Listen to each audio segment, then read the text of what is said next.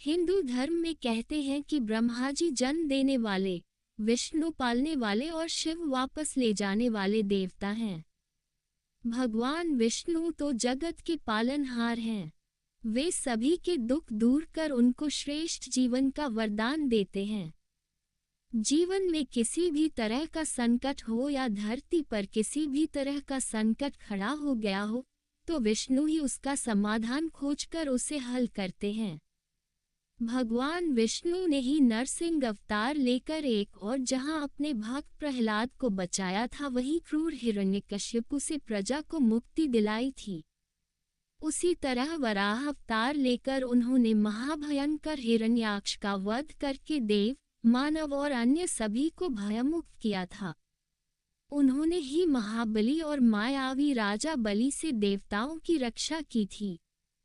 इसी तरह श्रीहरि विष्णु ने कुछ ऐसे कार्य किए थे जिनको जनकल्याण के लिए किया गया छल कहा गया। यदि वे ऐसा नहीं करते तो कई देवी और देवताओं की जान संकट में होती। तो आओ जानते हैं श्रीहरि विष्णु द्वारा जनहित में किए गए 5 छल।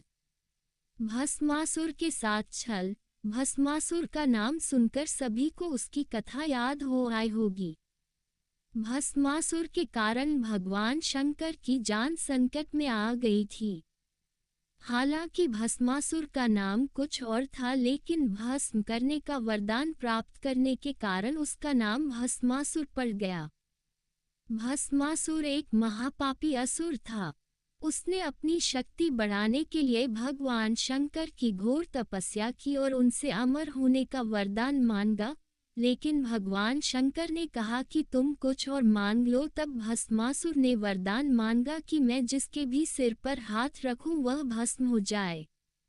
भगवान शंकर ने कहा तथास्तु। भस्मासुर ने इस वरदान के मिलते ही कहा, भगवान क्यों न इस वरदान की शक्ति को परख लिया जाए।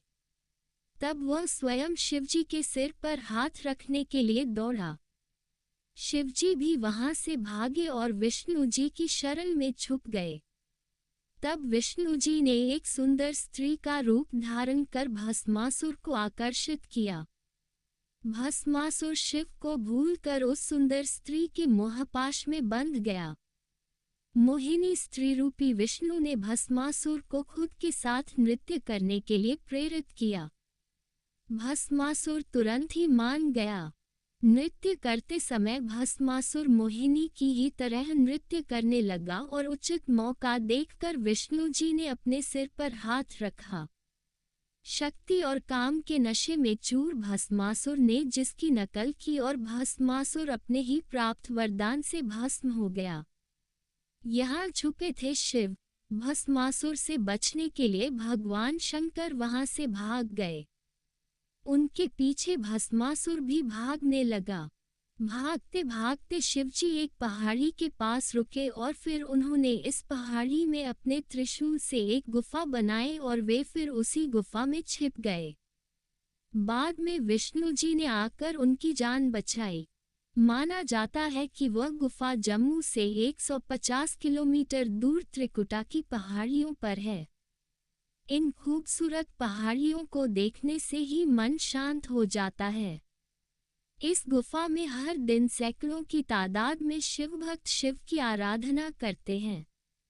वृंदा के साथ छल। श्रीमद् देवी भागवत पुराण अनुसार जलंधर असुर शिव का अंश था, लेकिन उसे इसका पता नहीं था। जलंधर बहुत ही शक्तिशाली असुर था। इंद्र को पराजित कर जलंधर तीनों लोकों का स्वामी बन बैठा था। यमराज भी उससे डरते थे। श्रीमद् देवी भागवत पुराण अनुसार एक बार भगवान शिव ने अपना तेज समुद्र में फेंक दिया तथा इससे जलंधर उत्पन्न हुआ।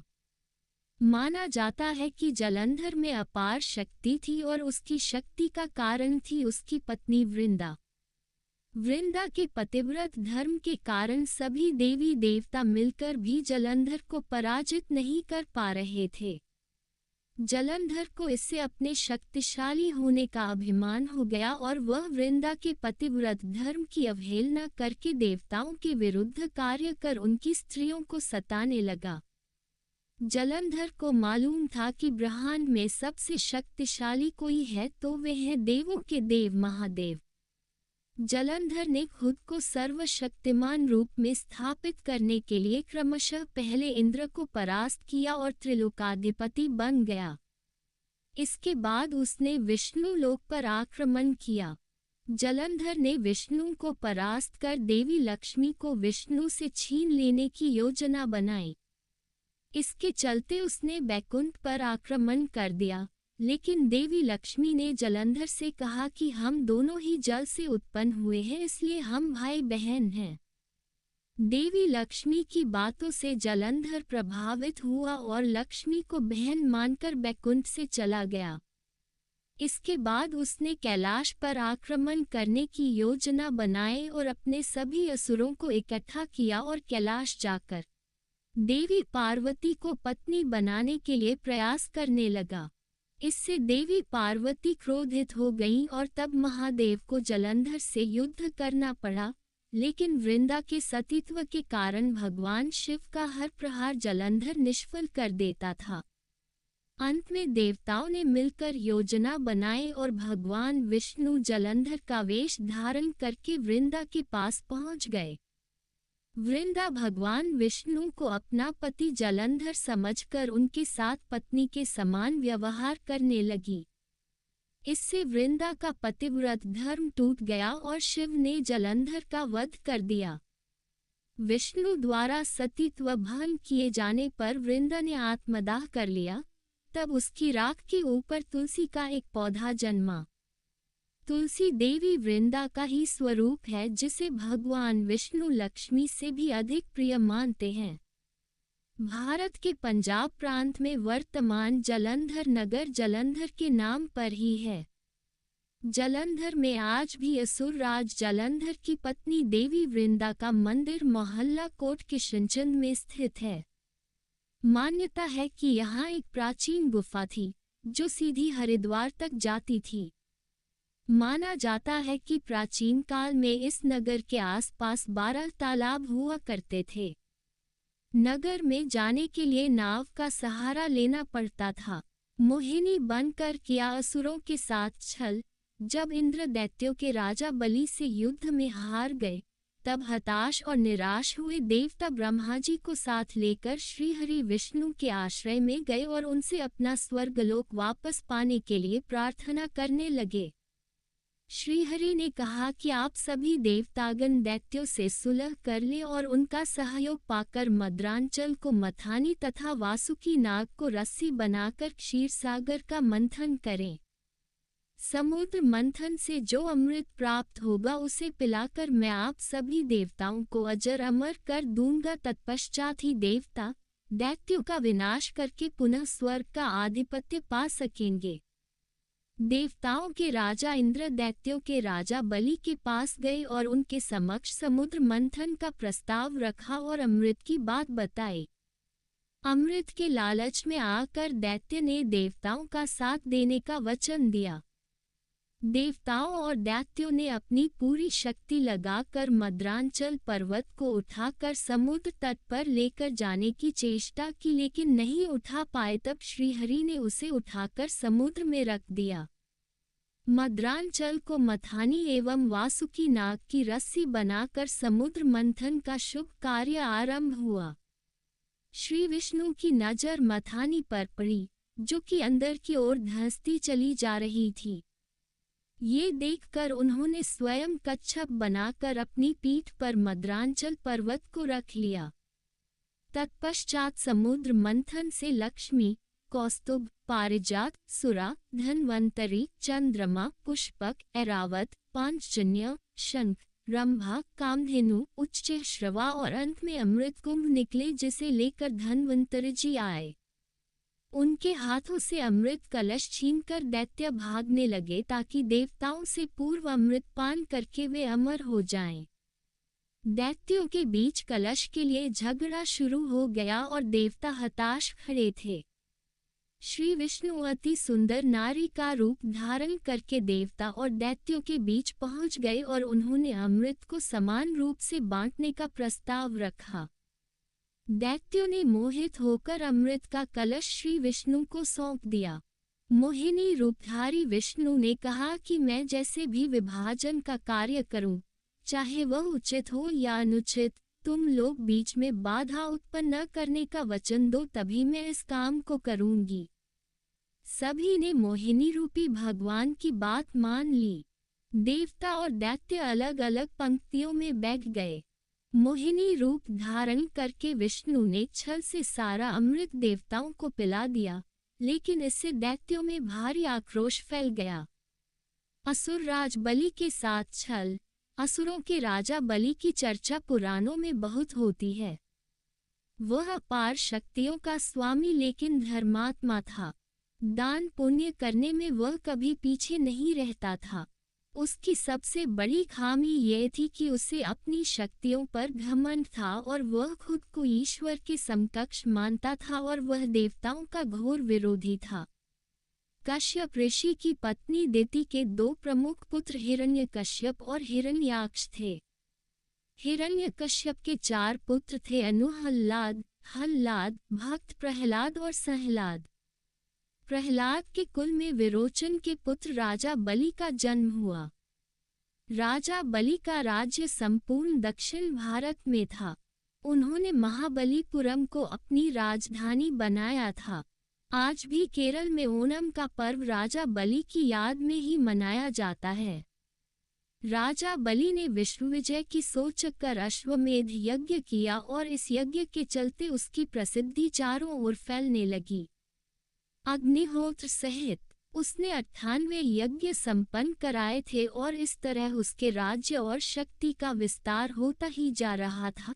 तब उसने इंद्र के राज्य पर चढ़ाई करने की सोची।